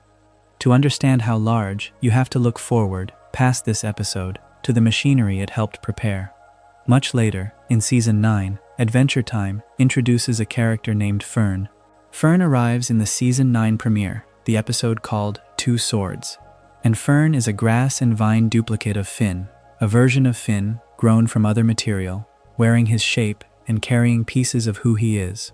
For a while, Fern is a companion and a complication rather than a threat. That changes in Season 9, Episode 14, an episode titled 3 Buckets, where Fern gains the ability to shapeshift. With that power, Fern stops being a copy who stands beside Finn and becomes a copy who can replace him. In 3 Buckets, Fern impersonates Finn and traps the real Finn, taking over his life, stepping into it as though it were an empty coat. Set that beside Puhoi for a moment. In Puhoi, Finn lives a whole life and is then robbed of the memory of it, a self erased from the inside. In 3 Buckets, a false Finn traps the true one and wears his life from the outside. Both episodes, seasons apart, are turning the same question over. What is a self when it can be lost, forgotten, duplicated, or stolen? What remains of Finn when the memory is gone, or when someone else is walking around being him? The show does not draw a line between these 2 episodes for you. It simply lets them rhyme, one early and half-hidden, one later and sharper, both circling the fragility of a single identity. And both of them point at the same distant place. Fern, the grass duplicate who took Finn's life, eventually becomes Golb's champion. The copy of Finn ends up serving the four-eyed creature that Finn's own spirit brushed past, unremembering, all the way back in Pillow World. Fern dies fighting Golb in the series finale, the episode called Come Along With Me, which is Season 10, Episode 13. That finale is the 280th episode of the whole run, and it is built as a four-part ending, the widest and most deliberate structure the series ever gave itself. So the creature glimpsed on a tongue in Season 5, and the duplicate born in Season 9, and the champion who dies in Season 10, are all part of one long shape, and Puhoi sits near the very start of it, holding the first image of the thing everything else would eventually answer to. Whether the writers knew all of this when they made Puhoi is a question the facts here do not settle, and I will not pretend to settle it. What can be said is what the finished show contains, and the finished show contains a Season 5 episode in which the future antagonist appears first, in passing, inside a dream that its own hero is not allowed to keep. That is either extraordinary foresight or extraordinary luck, turned into foresight by everything built afterward, and from where a viewer sits at the end, the difference hardly matters. The image is there, the seed is there, the forgetting is there. That last part is the piece I keep returning to. It would be a smaller episode if Finn simply saw the creature and came home. What makes Puhoi haunting is that the seeing and the forgetting happen together, that the show gives its hero a glimpse of the end and then, in the same breath, takes the glimpse away. He carries none of it forward. He does not know what he passed through, and so the burden of remembering falls entirely on the audience, on the people watching closely enough, years later, to look back at a boy falling through a couch and recognize what was waiting on the other side of the dream. The episode altered Finn's memories by erasing them. It is left to us to hold what he could not. Consider first the sheer scale of what we are talking about. By the raw count of episodes, Adventure Time is the second largest thing Cartoon Network ever produced, surpassed only by the Ben 10 franchise. When a body of work grows that large, something happens that is almost never discussed openly. Not every episode can be remembered. There is not enough attention in the world to hold 283 half-hour stories in equal regard. The rerun hours run out, and so does the space in any fan's memory. And so a sorting happens. Some episodes rise and stay lit, and some sink quietly into the deep catalog, and the question worth sitting with tonight is not whether this happens, because it plainly does, but why, and whether the pattern can be measured rather than merely felt. We can begin with the ratings that ordinary viewers leave behind, because those numbers tell a story that runs against a common assumption. You might expect that the episodes people love most would be the ones built around Finn and Jake, the two heroes whose adventures the show is named for. The data does not support that. Look at Simon and Marcy, the 14th episode of Season 5, which sets Finn and Jake aside almost entirely, and instead follows Ice King and Marceline through the wreckage of the years after the Great War, back when he was still a man named Simon, slowly losing himself. On the Internet Movie Database, it carries a 9.7 out of 10, which places it among the very highest scored episodes in the entire series. Now hold that beside I Remember You, the 25th episode of Season 4, a two-hander that also belongs to Ice King and Marceline, with Finn and Jake absent from the plot. It too sits at 9.7. Two of the most beloved episodes the series ever made are episodes in which its title characters barely appear. Consider what that means for the idea of burial. These are not obscure episodes in the sense of being forgotten. They are treasured. But they are also, structurally, exceptions to the format it was supposedly built on. They are the episodes a casual viewer, flipping past a rerun expecting a Finn and Jake romp, might not even recognize as the same program. The very quality that makes them extraordinary, their willingness to leave the heroes behind and follow the sad backstory of a side character, is also the quality that makes them harder to slot into a syndication rotation designed around a formula. Excellence and marginality can live in the same episode at the same time. The pattern does not stop at those two peaks. Sky Witch, the 29th episode of Season 5, follows Marceline and Princess Bubblegum as they set out to recover Marceline's lost childhood toy, a small stuffed creature named Hambo, with no Finn or Jake-driven plotline anywhere in it. It sits at 8.2, lower than the two great two-handers, but still comfortably strong, still an episode that its viewers rated well above the middle. Here again is a story that turns entirely on the interior lives of the series' women, on memory and loss and a friendship with a complicated history. And here again is an episode that a rerun scheduler could easily skip without a single confused phone call, because nothing in it advances the adventure the channel promoted. Not every deep catalog episode is a hidden jewel, of course, and honesty requires that we look at the other end of the scale too. Chips and Ice Cream, the 34th episode of Season 6, centers on BMO, the little living game console, who invites a lonely puppeteer back to the treehouse. On the Internet Movie Database, it scores 6.5, which places it among the lowest scored episodes of the whole series. This matters for our understanding of Burial, because it tells us the sorting is not simply cruel or arbitrary. Sometimes an episode sinks because viewers genuinely found less in it. The deep catalog holds more than misunderstood masterpieces. It is a mixed place, holding both the 9.7s that fans defend and the 6.5s that even devoted audiences rate near the bottom, and any honest account of the pattern has to make room for both. The Internet Movie Database even hosts a user-curated list titled The Worst Adventure Time Episodes, which ranks 23 of them from the lowest rating upward. Whatever you make of such a list, its existence is itself a small piece of evidence. A fandom large enough and engaged enough to systematically rank its own least favorite episodes is a fandom that has developed strong internal consensus about a hierarchy. The episodes at the bottom of that list are, in a real sense, buried by the audience's own hand, cataloged and sorted and set apart, not by a broadcaster but by the viewers themselves. Now leave the fan ratings behind and turn to the harder, colder numbers of broadcast viewership, because those tell a different, and in some ways more revealing story.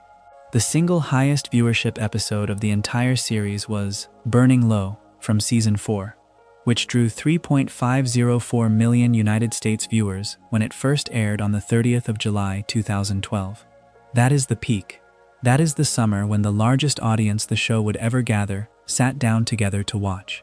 Set that number in your mind, because everything after it is a descent.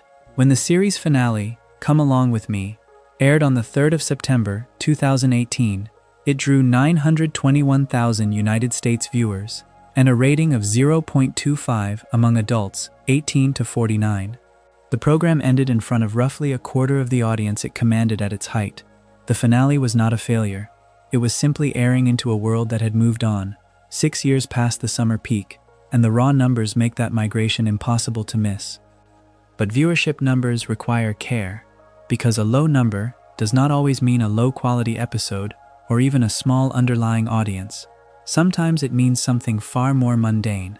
A longtime tracker of Adventure Time's ratings identified Ghostfly, the 17th episode of Season 6, and Dentist, the 21st episode of that same season, as the two lowest-rated broadcasts of the entire season. And the explanation offered was not that these episodes were bad. It was that both aired at unusual times, on unusual days, when the audience simply was not there to find them. Look closely at Dentist. It aired on the 28th of November, 2014, which was the day after Thanksgiving, one of the most distracted television days of the American calendar, and it drew 1.4 million viewers. The episode did not sink because of what was in it. It sank because of when it was placed. Here is Burial in its purest, most accidental form, an episode buried not by its own weakness, but by a scheduling decision, a slot on a holiday weekend that guaranteed fewer eyes regardless of the story being told. This distinction is the heart of what this chapter is trying to establish. When we say an episode was buried, we are often collapsing several very different causes into a single word. An episode can be buried because audiences rated it low. An episode can be buried because it left the heroes behind and did not fit the format. And an episode can be buried simply because it aired on the wrong day at the wrong hour, invisible through no fault of its own. The numbers let us tell these causes apart, which opinion alone never could. The serialized miniseries offer another angle on the same question, and they complicate the easy story that non-Finn and Jake material was always the neglected material. Consider the 2015 event known as Stakes, an 8-part serialized story about Marceline's origin as a vampire, a piece of pure mythology that put a side character at its absolute center. Far from buried, it was a rating success that topped its time period among the key kids and boys demographics the network cared about most. When the show committed fully to serialized backstory and promoted it as an event, the audience came. Compare that with the 2017 miniseries called Islands, which sent Finn and Jake on a serialized search for Finn's mother, a myth arc built around the series' own hero. It drew between 1 and 1.2 million total viewers per half-hour block, with the premiere on the 30th of January, 2017, pulling just under 1.2 million viewers and a rating of 0.33 in that same adult age bracket. Respectable numbers, but a long way down from that 3.5 million summer peak of 2012. The hero's own myth arc, 5 years later, drew a third of the crowd that a single mid-run episode once did. What this tells us is that the timing of an episode within the life of the whole series mattered as much as its content. Stakes succeeded not only because it was good, but because it arrived while the audience was still large and still gathered. Islands arrived into the long decline, when the broadcast audience had already thinned, and no amount of hero focus or serialized ambition could summon back the viewers who had drifted away. Burial, in this light, is partly a matter of when you were born into the run. An episode airing in 2012 was born into abundance. An episode airing in 2017 or 2018 was born into scarcity, and it carried that scarcity as a permanent mark on its numbers. The clearest single piece of evidence for deliberate structural burial comes from what happened after Adventure Time ended, when the reruns began. In February of 2019, the network Adult Swim started airing Adventure Time reruns, and the way it handled the earliest seasons is remarkable. It intentionally skipped a large number of episodes from seasons 1 and 2, condensing both of those seasons into a rerun block of roughly 5 hours rather than airing them in full. 2 entire seasons, compressed, with a great many episodes simply left out. And then something changed. Once the rollout reached season 3, beginning on the 11th of February 2019, it stopped skipping. From season 3 onward, the episodes aired in full. Sit with that decision, because it is the pattern we have been circling, made concrete by a broadcaster's own hand. Someone looked at seasons 1 and 2, the era of one-off gag episodes, of 11-minute stories that stood alone and told a joke and ended, and decided that many of those episodes were skippable. And that same someone looked at season 3, the point at which the show's tone became more consistently plot-driven rather than a string of self-contained gags, and decided that from there the episodes were worth airing in full. The line the network drew was not random. It fell exactly where its storytelling changed from episodic to serialized, and it tells us that the early one-off episodes were the first casualties of the rerun era, buried not by fans and not by scheduling accident, but by a deliberate editorial judgment about what was worth a viewer's time. The final layer of evidence lives on the internet, in the fan wiki, and it shows that burial continues long after the last broadcast. The Adventure Time wiki on fandom has hosted 4,471 articles since it was founded in May of 2009. That is an enormous, meticulous archive, a page for very nearly everything the show ever contained. And yet the wiki's own listing of its trending pages, the pages drawing the heaviest current traffic, is dominated not by the classic episodes at all, but by franchise-wide and spin-off entries. The pages for Adventure Time Fiona and Cake, for Adventure Time Heyo Bimo, for Adventure Time side quests, and for the main Adventure Time hub itself. The traffic clusters around the new releases and the broad landing pages, not around the deep catalog of individual episodes from the original run. Think about what that reveals. Even among the most dedicated fans, the ones who build and maintain a 4,000-page encyclopedia, present attention flows toward whatever is newest, and toward the general rather than the specific. The page for a particular buried episode from Season 5 sits in that archive, complete and carefully written, and almost no one visits it. The knowledge is preserved, the attention is not, and that is perhaps the quietest and most permanent form of burial of all. An episode that has not been deleted or skipped or forgotten in any dramatic way, but simply exists in a vast catalog that the living current of attention has flowed past, on its way to something newer, leaving the old episode intact and lit and waiting, in the deep, for anyone who cares to go looking. By the time Gumbaldia arrived, the audience had mostly stopped watching in the way it once did. This is the 12th episode of the 10th season, the 278th episode of the run, and it went out on the 18th of March 2018. It sits in a strange and quiet position. It is the direct, penultimate episode of the original run, the last thing before the finale, Come Along With Me, and it carries a story credit shared by Adam Muto, Kent Osborne, Jack Pendarvis, and Julia Pott.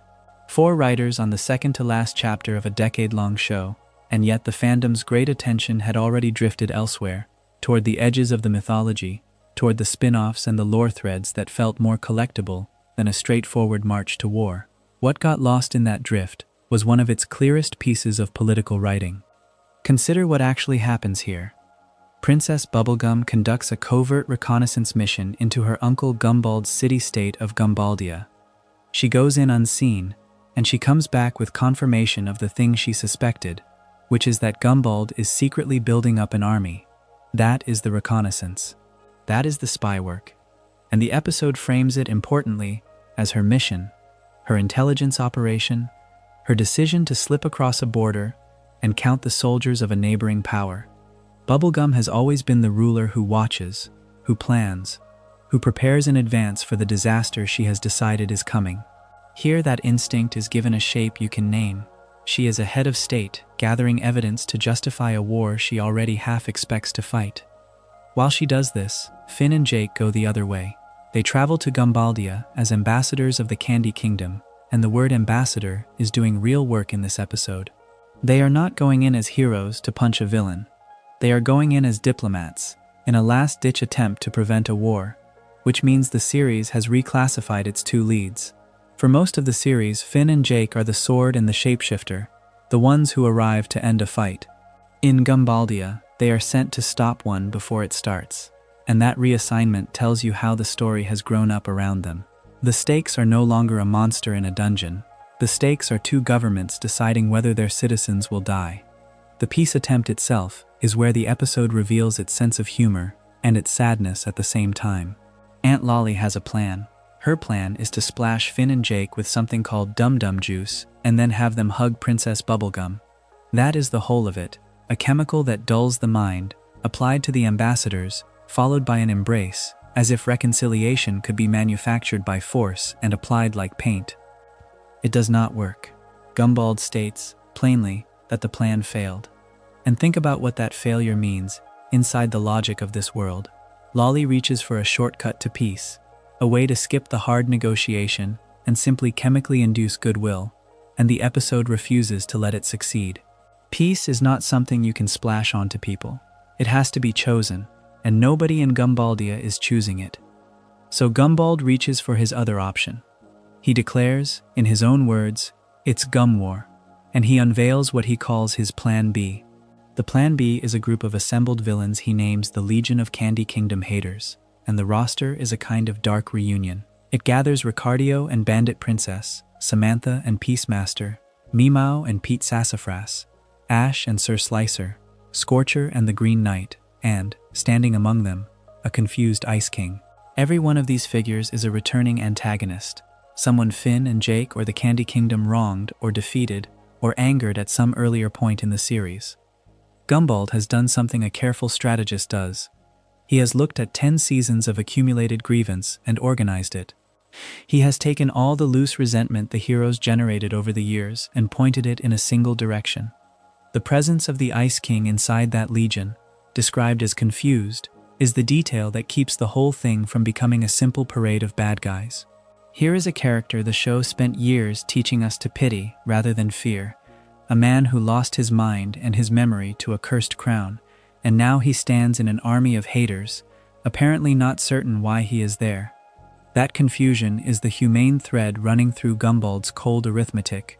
Not everyone in the Legion of Candy Kingdom Haters actually hates. Some of them are simply swept up, gathered into a war machine, assembled by someone with a plan, and the episode lets you feel the difference between the ones who chose this and the one who merely wandered into it. But the sharpest thing in Gumbaldia, the thing that makes it worth staying awake for even as the rest of the fandom looked away, is the way Gumbald justifies himself. He claims that Princess Bubblegum forced his hand. He says, in effect, that his militarization is not aggression but defense, that he is only building an army because she built one first, that the build-up on his side is a response to the build-up on hers. And the episode has already shown you Bubblegum doing exactly this from the other direction. Her reconnaissance, her preparations, her certainty that Gumbald is a threat she must arm against, all of it rests on the same defensive rhetoric. Each of them looks across the border, sees the other side arming, and uses that sight to justify arming further. Each believes the war is being forced upon them by the other. That mirror is the political commentary the episode buries under its candy-colored surface, and it is a genuinely serious one. This is a portrait of a security dilemma, the old and grim mechanism by which two powers, each acting to make itself safer, make war more likely by the very act of preparing for it. Gumbald and Bubblegum are family, uncle and niece, two branches of the same created lineage, and they talk about each other in identical terms of threat and response. Neither of them is presented as simply the villain of the escalation. Bubblegum is not innocent here. Her army is real. Her spying is real. Her willingness to believe the worst is real. What the show does, in its second-to-last episode, is decline to give you a clean side to root for, and instead hand you two rulers who have each talked themselves into a war by calling it defense. And so the events of Gumbaldia do not resolve anything. They light the fuse.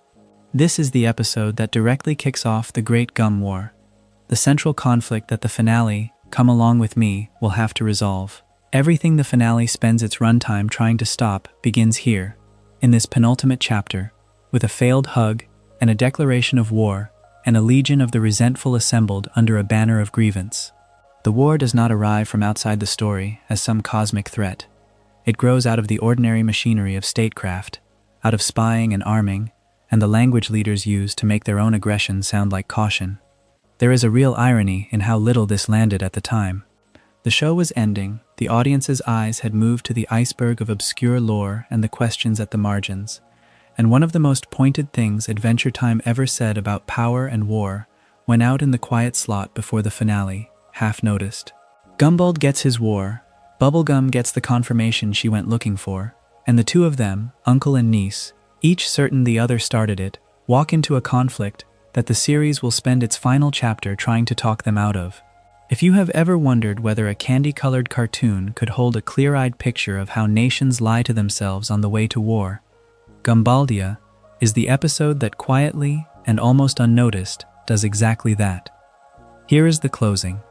What stays with you is not the story, but the quiet underneath it. These are the episodes that never trended, never spawned 1,000 pieces of fan art, never became the thing people quote back to each other years later. They are the ones that sit in the middle of a season and ask a small, patient question about time, or grief, or the slow work of growing into a person you did not plan to become. The show trusts its audience to sit with those questions without resolving them, and that trust is the reason a series aimed at children became something adults return to when they cannot sleep. Hold that for a moment. A land built on ruin, a boy learning that heroism is mostly just showing up, a princess measuring centuries in the length of a single afternoon. The loudest moments were never the point. The point was always the space between them, the long dissolve into a purple sky, the sound of wind moving over a grass field that goes on further than the frame can hold. And so the episodes fans do not talk about turn out to be the ones that were listening most closely all along. They wait in the archive, unhurried, for whoever is ready to find them. Somewhere out past the edge of the map, the light is going soft and gold, and Finn and Jake are walking home, smaller and smaller, until the field simply keeps going without them. If you enjoyed this video essay, make sure to subscribe. Thanks for watching, and I will see you in the next.